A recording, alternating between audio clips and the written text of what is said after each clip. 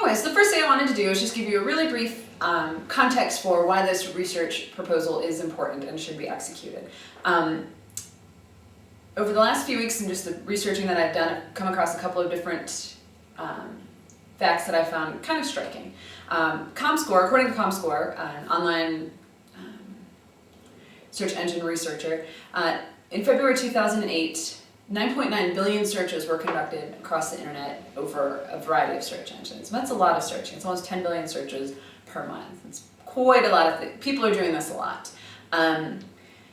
Additionally, these different search engines are storing people's cookies, IP addresses, and the different search queries that they enter for between 13 and 18 months. And this is according to the Center for Democracy and Technology, a report that they issued.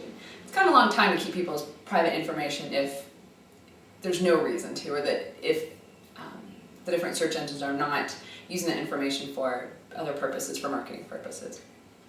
This kind of brings up the idea that there's not really a lot of legal protection for people's private information online.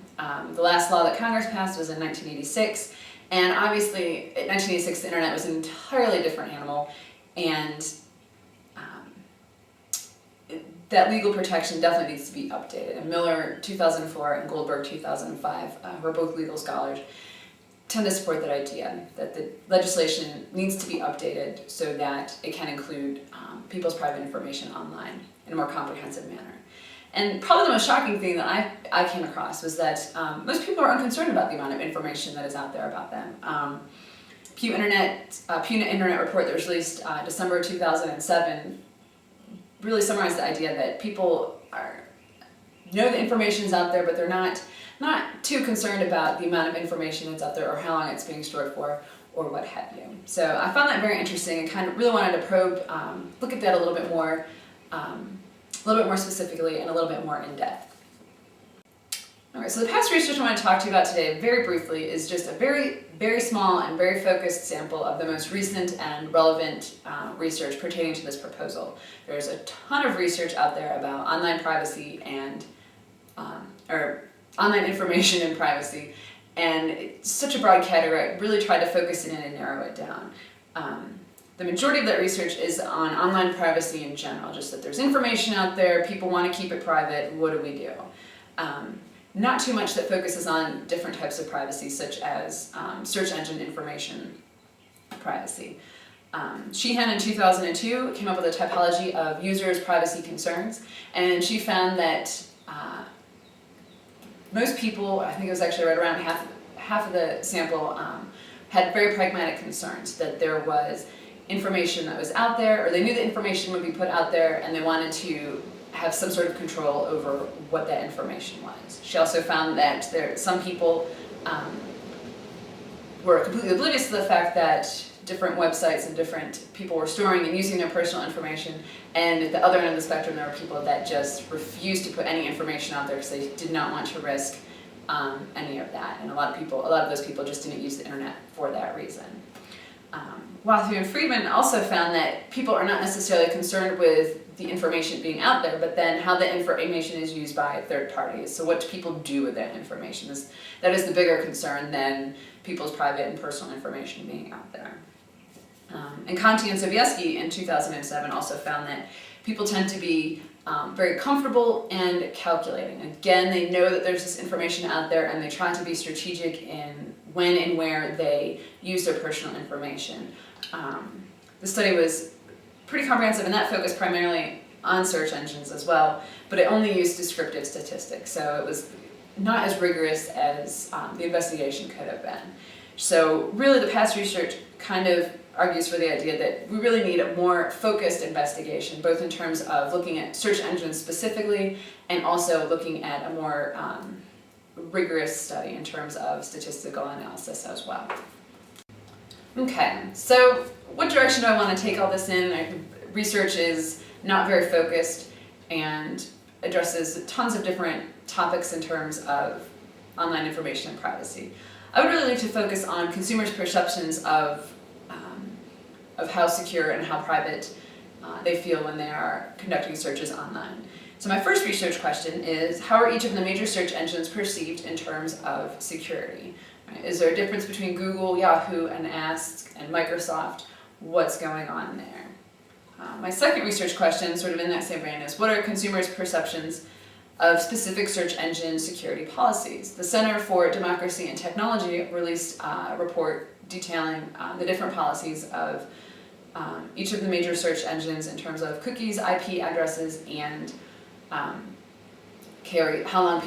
long search engines save different query searches. So I would like to see, I guess first, if people are aware of those policies, and then what their perceptions are in terms of how secure those policies are. And finally, I'd like to make the prediction that consumers will perceive their primary search engine to be more secure than other search engines, and I love third-person perception, or the idea that what's going on with other people doesn't impact me, and I am sort of above that. My search engine is secure, others might not be. So those are the three things I really want to focus in on and look at with this project. Right, the method I would like to use is an online survey. I like to conduct it through the Center for Communication Research at Texas Tech University using their online server. Ideally, I would like to get at least a sample of at least 500 people, and I'd like that to be a representative sample. By that I mean, do not want to just exclusively use college students. Previous research has indicated that there are differences among perceptions of online security based on age, income, and other demographic variables. So a more representative national or even worldwide sample would be more beneficial and provide a much more comprehensive picture and understanding of people's perceptions of search engine privacy. I'd like to recruit these people from different message boards, or blogs, or other open places to post the link to the online survey. And past researchers at Texas Tech have found some success in using that recruitment technique. I'd like to keep the survey active until the desired number of participants is reached, but I also like to not keep it active longer than 1 month. A lot of stuff going on in the online world moves pretty quickly, changes happen, drastic changes happen, and I think keeping it active longer than 1 month would open it up to some validity concerns in terms of history and what would be going on in the environment. So if I'm going to ask people questions, I obviously need to figure out what those questions are going to be. In terms of trying to find out the answer to my first research question, which were what were the different perceptions of security of the different search engines and how secure they were, I'd like to employ just semantic differentials and conduct a factor analysis on those differentials to see if different terms grouped together for the different search engines, if certain factors load more highly on other search engines, etc.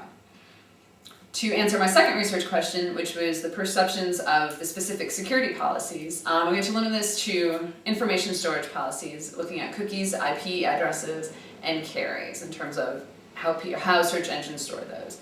Again, we'd like to use semantic differentials to get people's perceptions of those different policies, and again, look at them through a factor analysis and see how they load and what people prefer and what they don't.